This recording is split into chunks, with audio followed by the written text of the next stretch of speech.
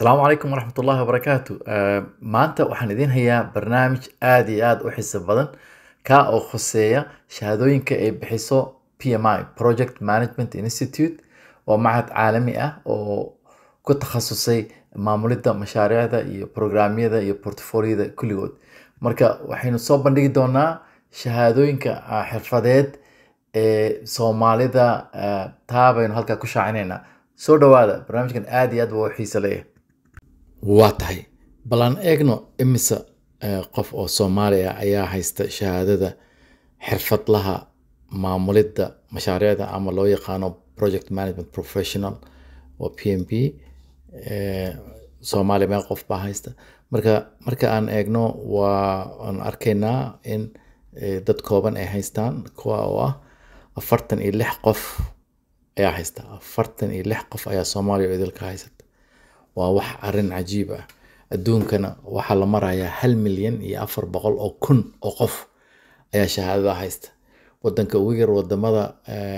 xataa kuwa soo kareeyo waxaad ka arkaysaa boqolaal haystaan annagu Soomaaliya hadaan nahay waxaan haysanaa 46 qof 46 qofkaasna gobolada Soomaaliya oo dhan bay ku kala jiraan qaarna waxa weeye waa iskaga yaaceen oo dibadda ay jiraan marka waxaa muhiim ah dadka Soomaalida inay fahmaan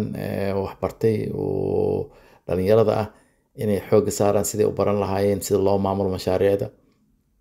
dadka khibradda leh oo ka shaqeeya mashruuc maamulidda ayagana wax loo baahan in ay inta imtixaanka galaan isdhiirigeliyaan shahaadadan ay qaataan bas shahaado dawli ah weeye oo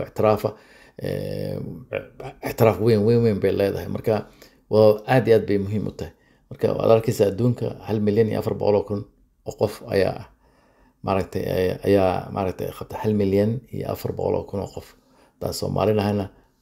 46 qof isku beeldhig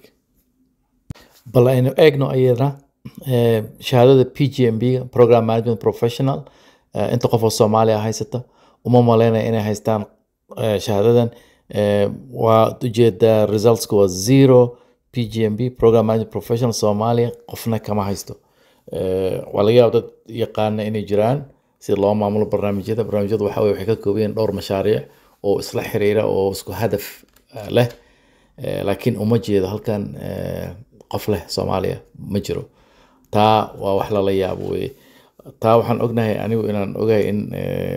dhowr qof oo haysta inay jiraan laakiin aan xaqiijin karin laakiin waxaan xaqiijin karaa hal qof oo haysta shahaadada waad mahadsantihiin bal aan eegno imise qof ayaa Portfolio Management Professional ka ah Soomaaliya Portfolio Management Professional oo si loo maareeyo portfolio sida caadiga wuxuu ka koobmaa mashaariic iyo programyo iyo operations inta la isku darayo ka koobmaa waa umbrella kore weeye marka taa aynu eegno markaanu eegno waxaan arkaynaa in hal qof ma haysto hal qof ma leh waa arrin la yaab leh Portfolio Management Professional qof Soomaali oo leh ma jiro sidaa oo la socdo haddaba waxaynu eegaynaa